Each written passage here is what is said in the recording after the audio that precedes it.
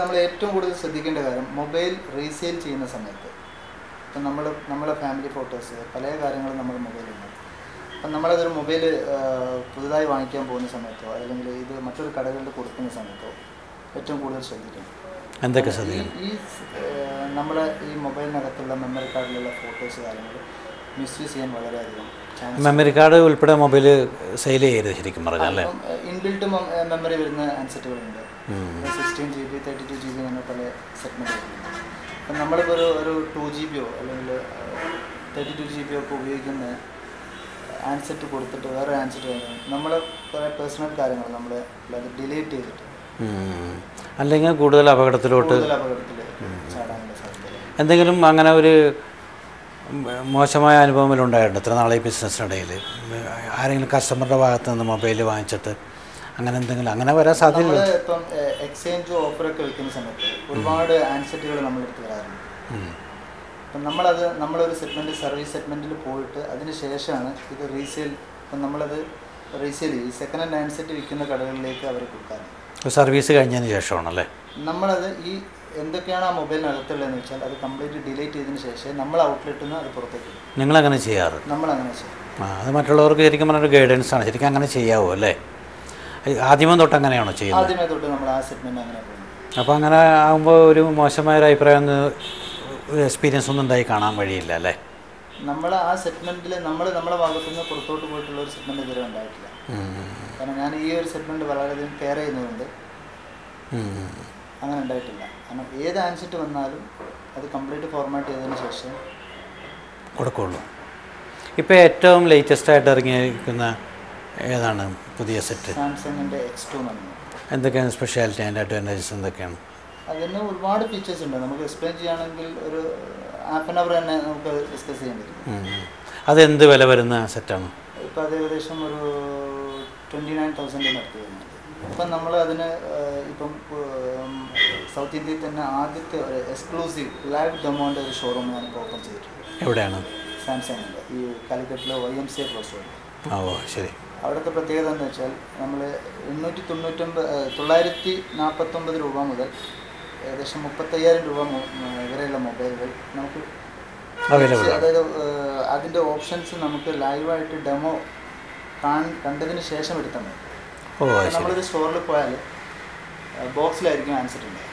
ഇതിൽ ഇപ്പോൾ ഒരു 10,000 എബോവിൻ്റെ മോഡൽസ് ഒന്നും നമുക്ക് ഓപ്പൺ ചെയ്ത് കാണിക്കാൻ ബുദ്ധിമുട്ടുണ്ടാവും.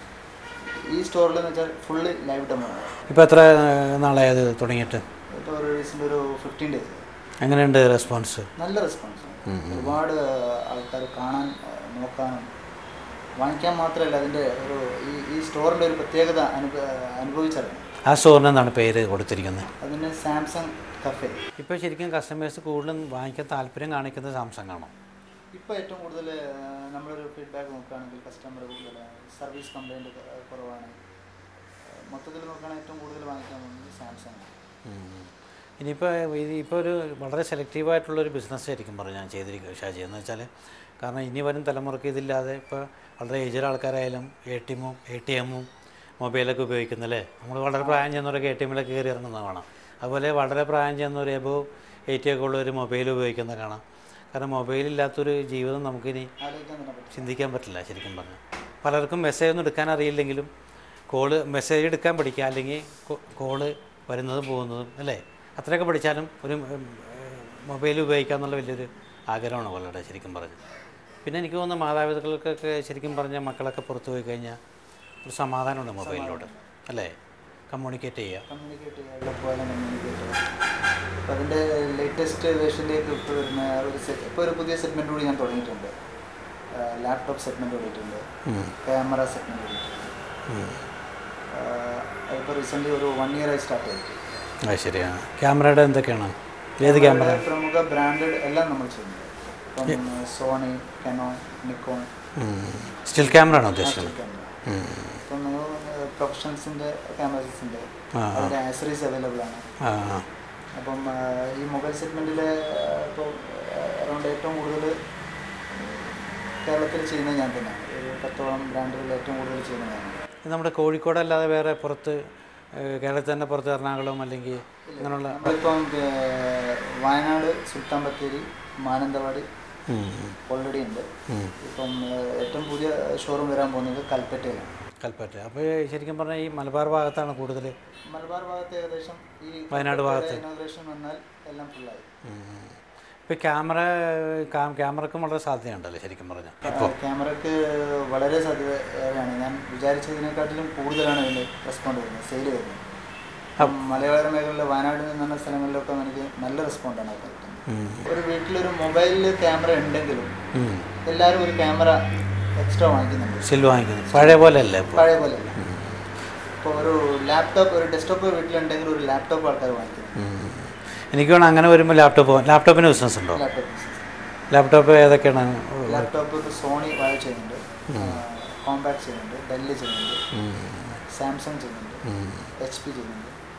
എനിക്കൊണ്ട് സ്റ്റിൽ ക്യാമറ ഇതുപോലെ നമ്മൾ ജനങ്ങളുടെ ഇടയിൽ പബ്ലിക്കിനിടയിൽ വളരെ പോപ്പുലറായി ഓരോ വീട്ടുകാരും വാങ്ങിക്കുമ്പോൾ എനിക്ക് വേണം ഇത് ഒരു വേറൊരു പരിധി വരെ ഒരു ബിസിനസ്സുകാരെ ബാധിച്ചിട്ടുണ്ട്.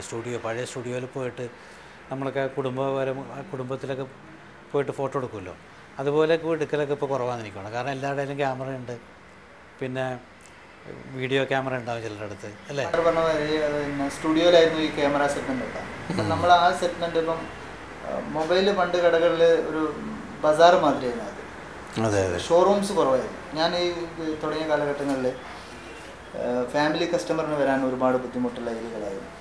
ഒരു വാങ്ങിക്കാനും പിടിക്കാനും ഒരു ബസാർ മാതിരിയായിരുന്നു ആദ്യം മൊബൈൽ വന്നത്.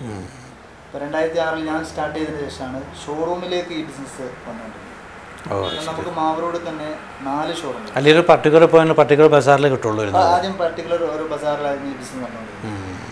ഇപ്പം ഷോറൂമുകളിലേക്ക് ആൾക്കാർ ഏറ്റവും കൂടുതൽ ഷോറൂമിലേക്കാണ് വരുന്നത്. കാരണം കൂടുതൽ നമ്മളെടുത്തുള്ള 400-ൽ പരം മോഡൽസ് ഉണ്ട്.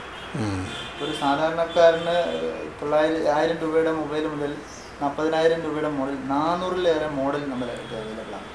അതുപോലെ ക്യാമറ എങ്ങനെ ഏറ്റവും ചീപ്പായിട്ടുള്ള ക്യാമറ എത്ര രൂപയാണ്? 2800 രൂപ മുതൽ ക്യാമറ. ഡിജിറ്റൽ ക്യാമറ ഏറ്റവും വില സെയിലിൽ ഇപ്പോൾ ഏറ്റവും കൂടുതൽ വില മതിക്കുന്നത്? പ്രൊഫഷണൽ ക്യാമറ ഒരുപാട് വിലകളുള്ള ക്യാമറ. അത് ഏത് കമ്പനിയാണ് കൂടുതൽ? അത് കനോൺ ഉണ്ട്. കനോൺ. അത് എത്ര രൂപയൊക്കെ ഇവിടെ വലിയ വില? നമുക്ക് പോകുന്ന ഒരു സാധാരണക്കാരന് അറൗണ്ട് ഒരു 25,000-ൻ്റെ ഉള്ളിലായിട്ടാണ് കൂടുതൽ.